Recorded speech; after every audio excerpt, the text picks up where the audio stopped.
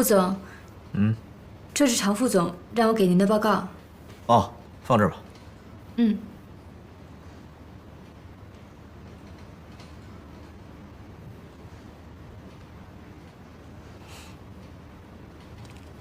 还有事吗？没事，就是那天我表哥挺失态的，不好意思啊。没事。那行，顾总，那我先出去，你有事叫我。去吧。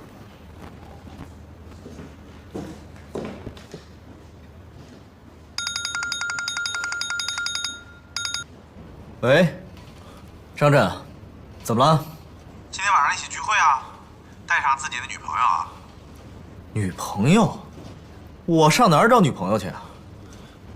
你带你老婆呀？她呀，不好吧？这有什么不好的？挺好的啊！快来，快来，快来！好，我问问她。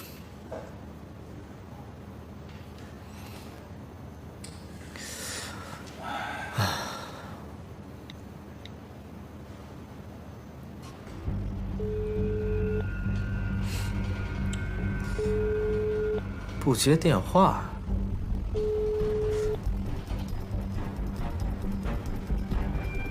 不会又锁在厕所了吧？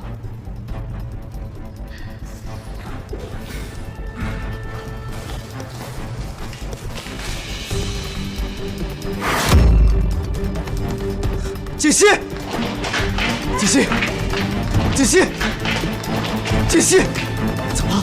锦溪，锦溪，你没事吧？顾总，快叫救护车！快！锦溪，你醒醒！张医生，情况怎么样？顾少，请放心，病人没事的。没事，没事，为什么到现在还没有醒过来？病人脑部受过撞击，受了伤，有轻微的脑震荡，所以有昏睡的情况发生。不过过阵子他自然会醒来，顾少不要担心，他脚踝上的伤自然会痊愈的，休息几天就好。脑震荡需不需要什么特效药？他只是轻微的，不会影响大脑的功能。行，谢谢您，张医生。不要客气，我是应该做的。那我就出去了。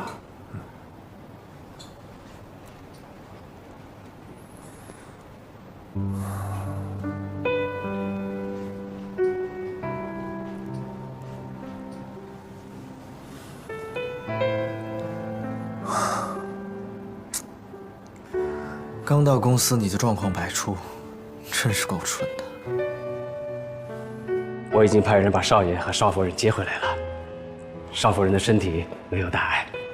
哦，对了，沈医生说，最近这段时间他会每天来给少夫人做检查。他说少夫人恢复得很好。从楼梯上摔下来啊，可不是什么小事儿。幸亏他年轻，底子好。哎，还是少爷发现的早。沈医生说了，如果耽搁的时间太长，少夫人也许就没这么幸运了。我觉得这里面啊，没那么简单。锦溪怎么会从楼梯上摔下来？我问过少夫人了，她说当时也不知道怎么回事，就是脚下一滑，人就摔下去了。你有没有派人去检查过呀？您的意思是？这里面啊，肯定有问题。你想想，锦溪工作没2天，就发生了这么多的事情。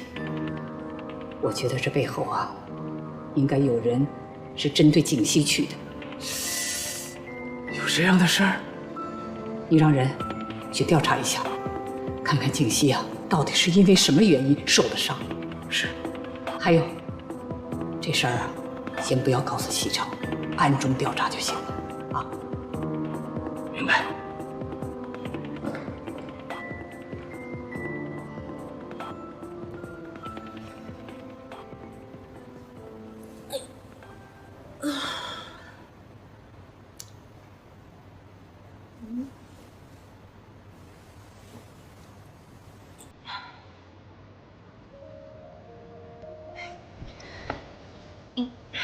锦溪，等会儿，别动，别动，别动。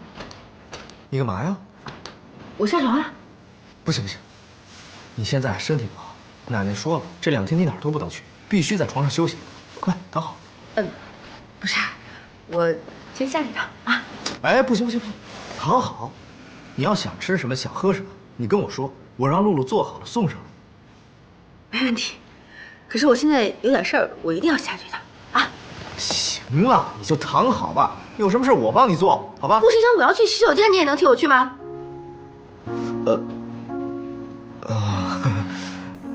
这个我真做不了。来，起来吧。慢点啊。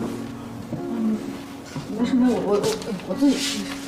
你确定可以啊？可以。他也要上厕所去。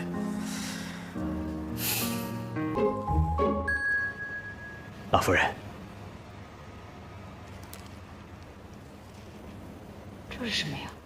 放在花盆里的陶土粒儿，我们的人在少夫人出事的楼梯上找到的，有人把它撒在楼梯上，所以才让少夫人脚下一滑摔了下去。我就知道，景熙摔下去啊，没那么简单。